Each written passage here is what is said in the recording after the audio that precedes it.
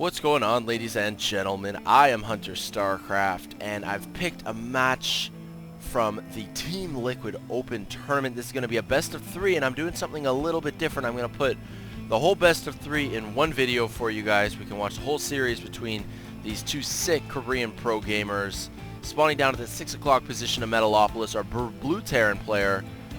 We have Polt.Prime. Polt.Prime has really proven himself in the past, month or two.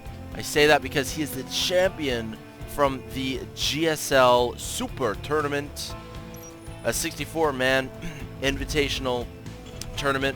Well, actually, maybe invitational is the wrong word because they determine the 64 players in that tournament based on your ranking, how well you've performed in previous GSL tournaments. So, of course, Polt.Prime qualified. No one expected him to win the tournament, but he made it to the finals. It was a Terran versus Terran finals. He went up against Marine King.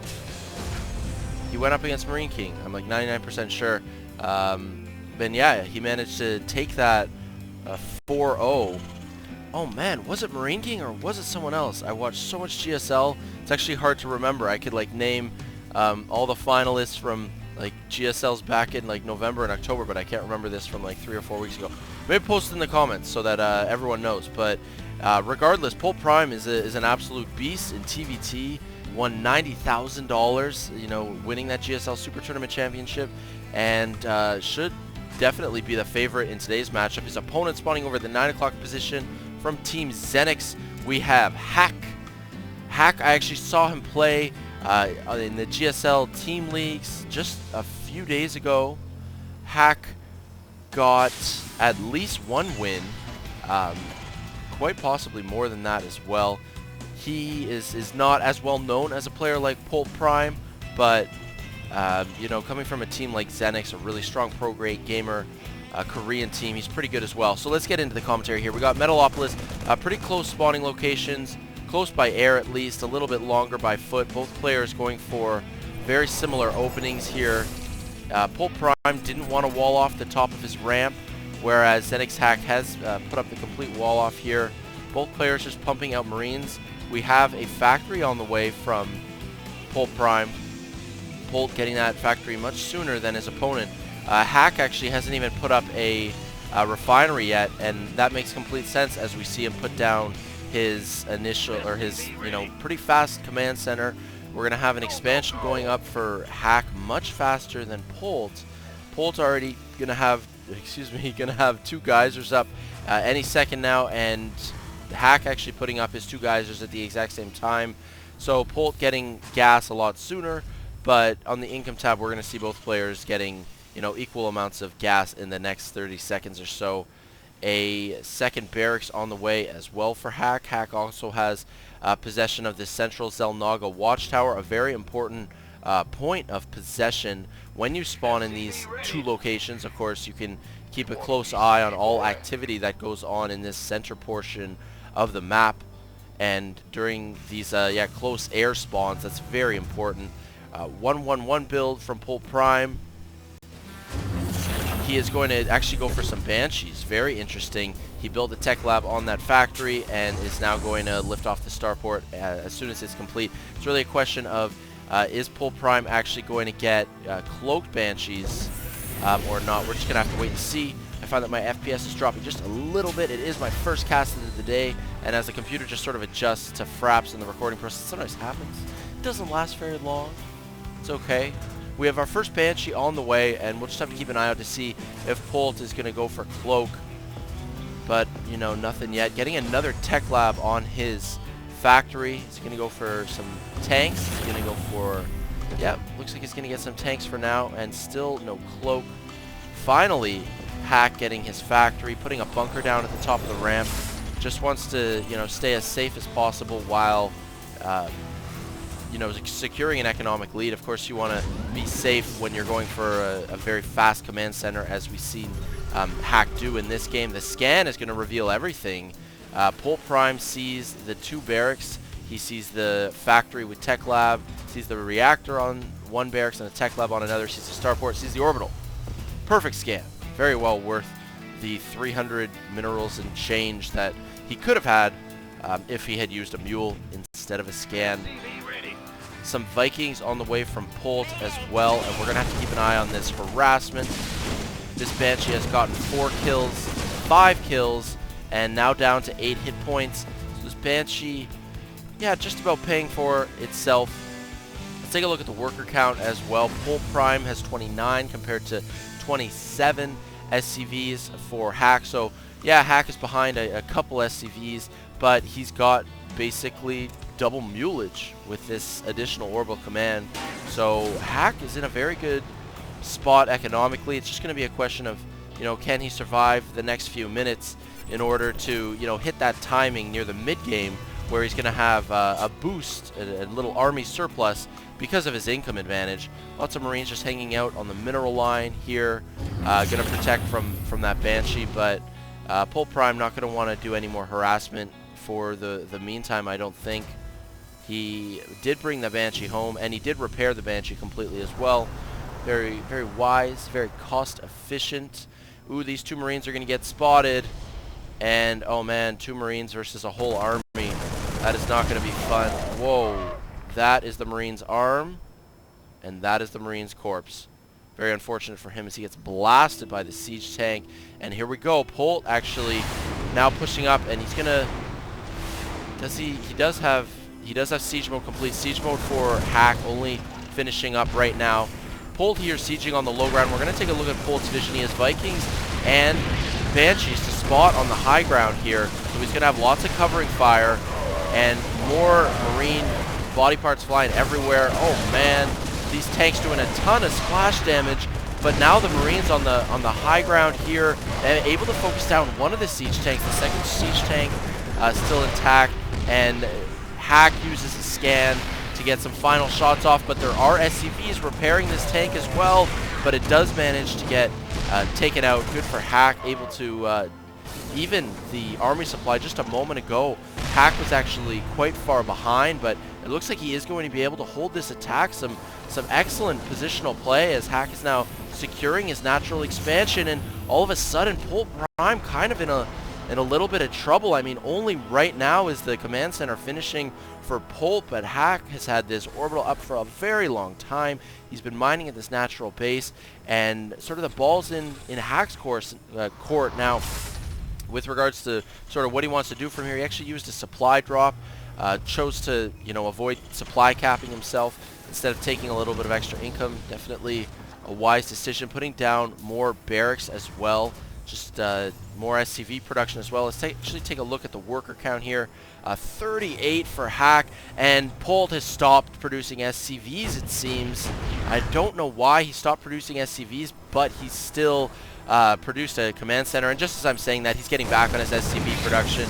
One of the Vikings does get focused down by the Marines on the low ground here. Hack just fortifying his position at his front door. So, I mean, he's got the army supply advantage, he's got the income advantage, but map control is still going to Polt. Polt's got a good position here in the central portion of the map, again with that Selnaga watchtower that I mentioned at the beginning. Absolutely vital. 3 reactors going down on these barracks. One of them actually gets canceled for a tech lab. A ton of Marines are going to get pumped out, but it looks like Polt also transitioning a little bit into Marauders as he changed his mind about that 3rd reactor. So he's going to have 2 tech lab barracks, 2 reactor barracks, 1 reactor starport pumping out medevacs, pumping out Vikings, and then just the 1 factory producing siege tanks. Finally getting his 2nd refinery up there at the natural. So we take a look on the income tab.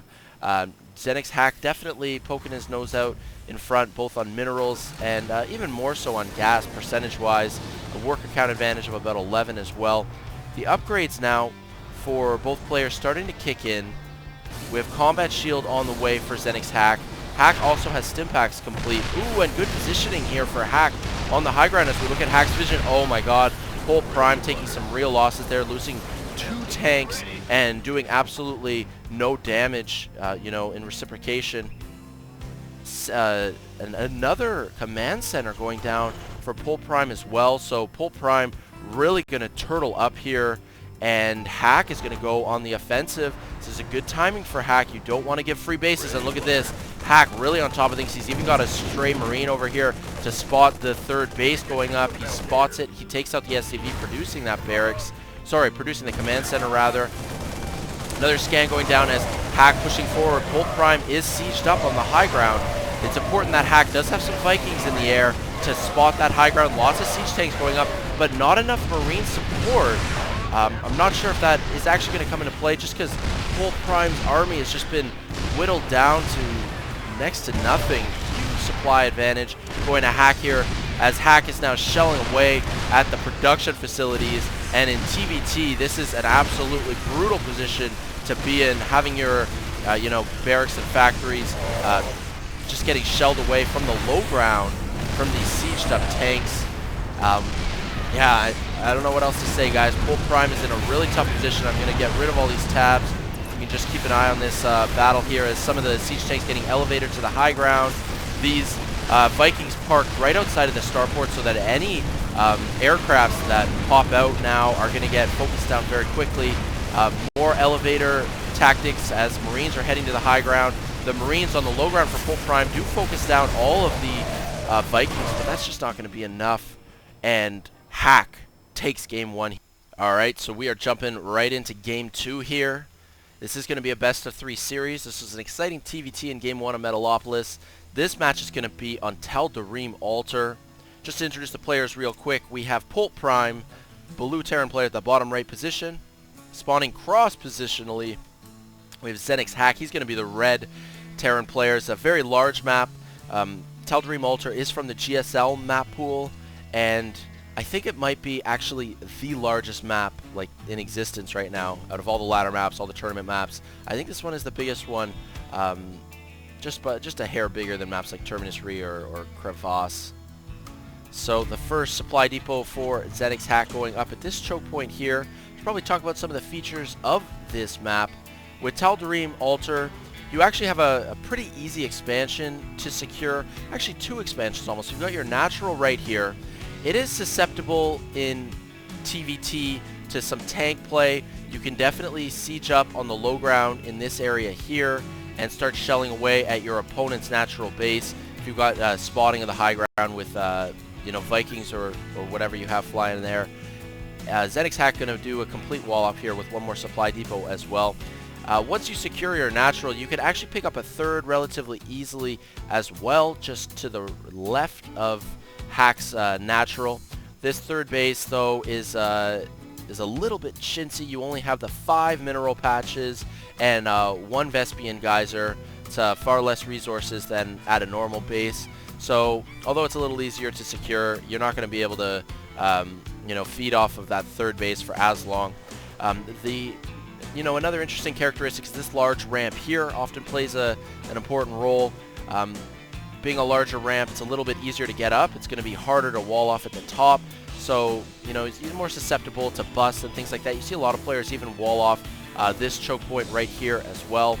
And then you've got, of course, the very wide open central portion of the map with this Protoss hopscotch alien, you know, hexagonal design here. Tasteless was calling it Protoss like hopscotch in the last GSL. I don't know. Anyways, you got 4 Xel'Naga watchtowers as well. And yeah, so after, you know, learning a little bit about the map, let's get into the cast just a little bit more. As we have a very fast factory here from Polt. Polt has 1 geyser down already. So does Hack. This is not what Hack did in the last game. The last game, Hack went for a very fast command center, and he just delayed his gas a little bit more. Regardless of that, Polt is, you know, a little bit more gas intensive here. He's got a 2nd refinery nearly complete. Hack just does not.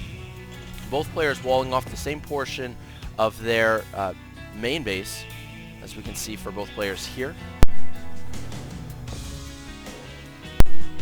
Excuse me. The factory now nearly complete for Hack as well, just a little bit later.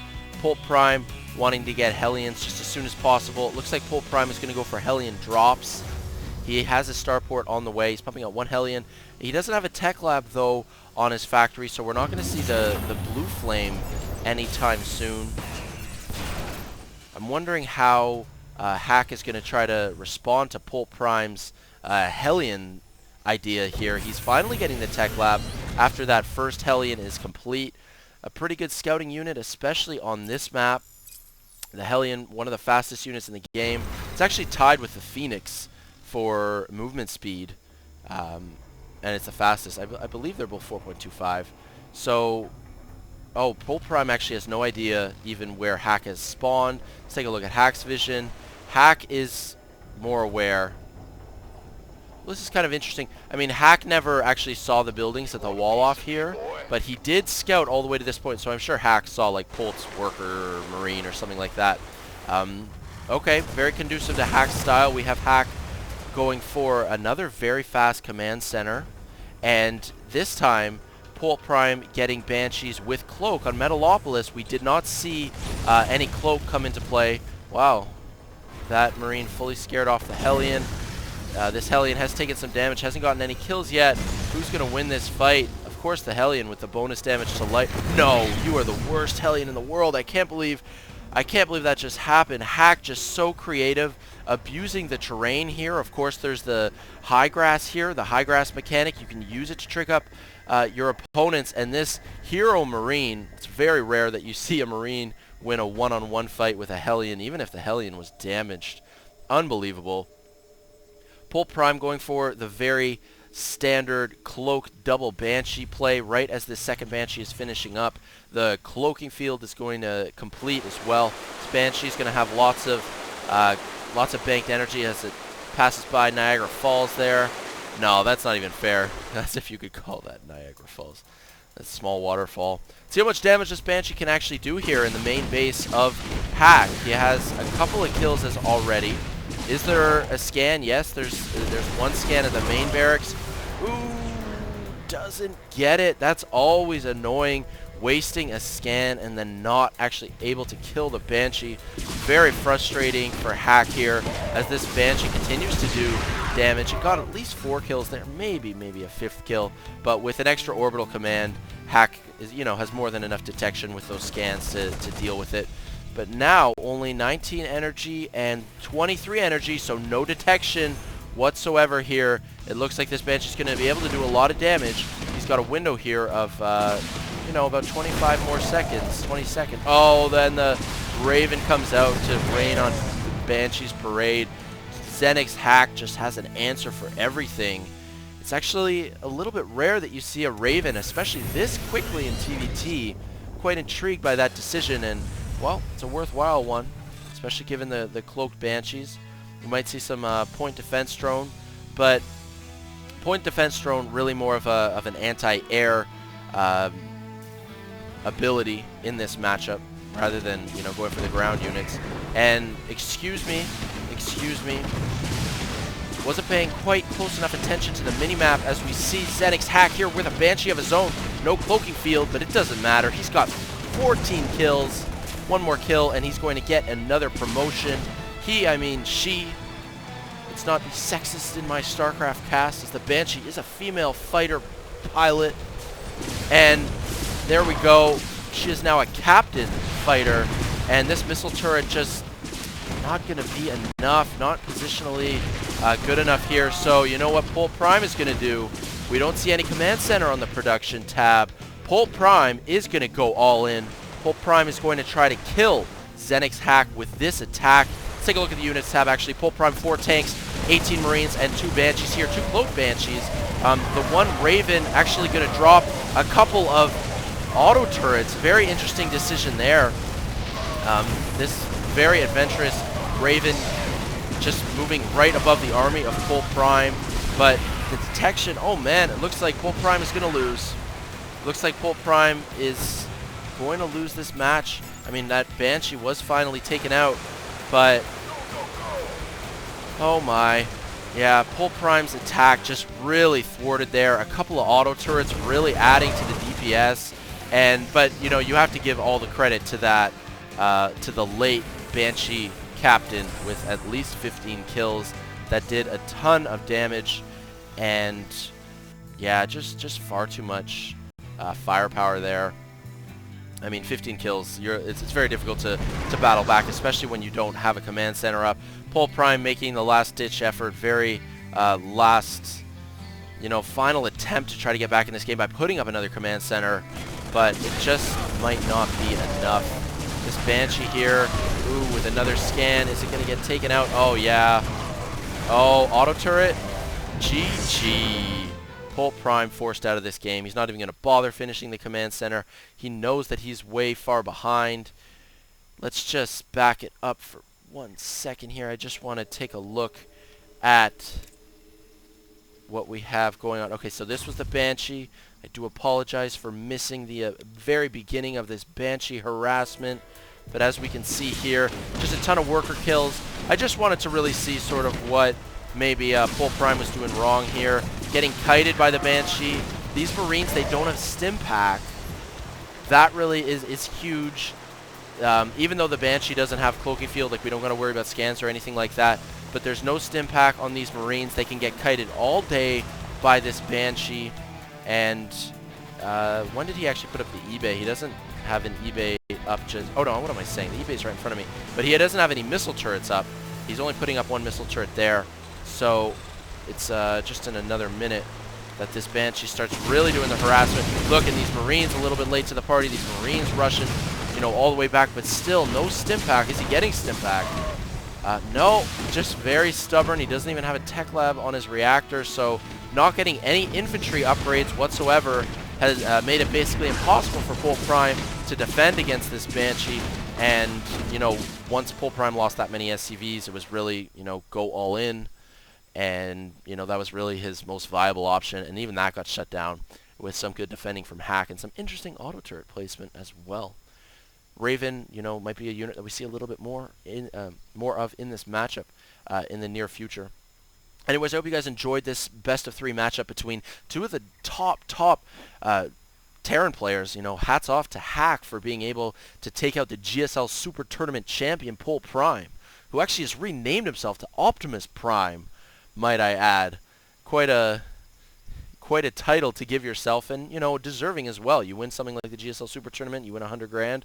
You know, maybe he deserves to have that optimus.Prime title now. He just changed his name. I thought I'd mention that as a side note, but yeah, hats off to ZeNEX.Hack for taking this best of 3. This was from the Team Liquid Open. I'll look for more replays, especially the Korean players I like to focus on from, you know, Team Liquid Open, any tournaments, Battle.net matches, whatever. So stay tuned for those games that will be, you know, soon to come on my channel. I've actually got today off, so I'm going to be casting today. I've got a day off tomorrow as well, so yeah, expect a lot of videos, and check back on youtube.com/HunterStarcraft for all of that. Alright guys, thanks a lot for tuning in. Once again, this is Hunter Starcraft. Peace out.